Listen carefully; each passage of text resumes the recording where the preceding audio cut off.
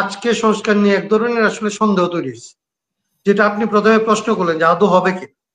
আমার কাছে মনে হয় যে বাংলাদেশে এই সংস্কার তো মানে হচ্ছে আপনার স্বৈরতন্ত্র যাতে ভবিষ্যতে আর এখানে ক্ষমতা নিতে না পারে, মানে যারা ক্ষমতায় আসবে তারা যেন কেউ হাসিনা না হইতে পারে।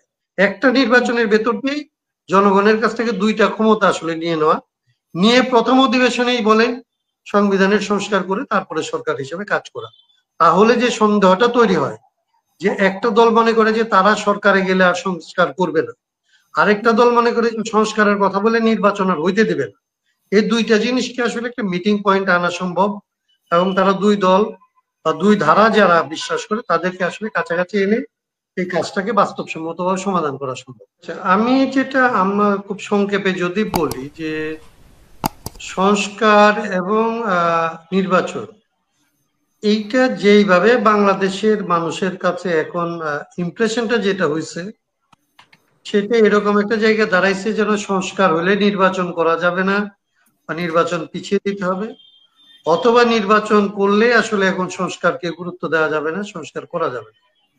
প্রথমত এই ইমপ্রেশনটা তৈরি হওয়ার পেছনে আমার কাছে যেটা মনে হয়েছে সেটা হচ্ছে যে কিছু রাজনৈতিক দল পুরনো মনস্তত্ত্ব যেটা, রাজনৈতিক দলগুলি একে অপরের বিরুদ্ধে দাঁড়াইলে যেভাবে কথা বলে, প্রায় একই ভাষায় একই ভঙ্গিতে কথা বলছে।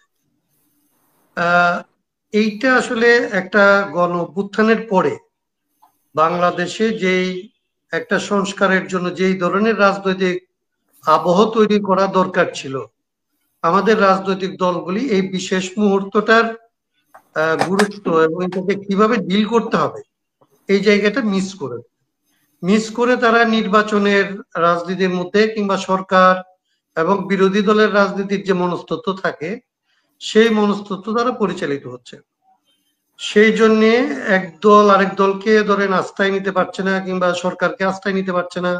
সরকার রাজনৈতিক দলগুলিকে যেভাবে আসলে যতটা গুরুত্বের সাথে এবং যতটা কাছে নিয়ে কাজ করা দরকার ছিল সেখানেও ঘাটতি আছে।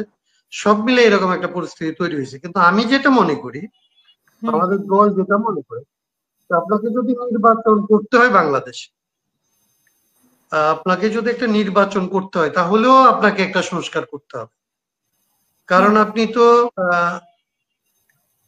যে পথে এখানে নির্বাচনগুলি হচ্ছিল, নির্বাচন তো শেখ হাসিনা করেছে। কিন্তু এখানে কথা হচ্ছে যে সংস্কার তো কেউ না করেনি, কিন্তু প্রয়োজনীয় সংস্কারের কথা তো সবাই বলছে। কিন্তু আসলে সরকার কোন সংস্কার চাচ্ছে, কত সময় নিচ্ছে, এটাই হচ্ছে এখন প্রশ্ন।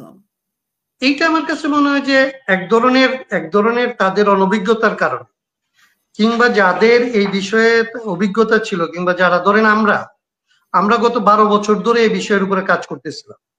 সরকারকে আমরা 11 তারিখে, মানে 8 তারিখে সরকার এখানে দায়িত্ব নিয়েছে, আমরা 11 তারিখে তাদেরকে এক ধরনের একটা গাইডলাইন দিয়েছিলাম। তারা আমাদের গাইডলাইন ফলো করে নাই, অথবা আমাদের সাথে আলাদা করে তারা বসেও নাই। তারা তাদের মতো করে আবার জিনিসটাকে বোঝার হয়তো চেষ্টা করেছে, এটা আমি দোষের মনে করি।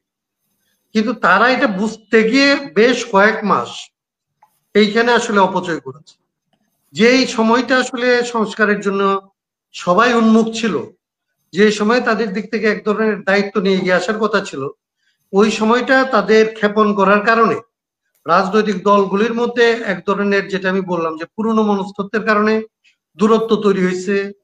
কেউ কারো চাইতে বেশি কৃতিত্ব নিতে চাইছে, কেউ ক্ষমতাকে আসলে তাদের স্বার্থে ব্যবহার করতে চাইছে।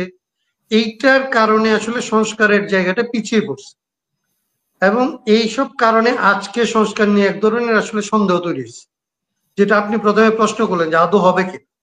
আমার কাছে মনে হয় যে বাংলাদেশে এই সংস্কার তো মানে হচ্ছে আপনার স্বৈরতন্ত্র যাতে ভবিষ্যতে আর এখানে ক্ষমতা নিতে না পারে, মানে যারা ক্ষমতায় আসবে তারা যেন কেউ হাসিনা না হইতে পারে। আপনার হাসিনা না, শেখ হাসিনার মতো এই রকমের স্বৈরতান্ত্রিক বা স্বৈরাচারী সরকার যাতে কেউ না হয়, সেই জায়গাটাকে মোকাবেলা করার তো একটা আকাঙ্ক্ষা এখানে তৈরি হয়েছে।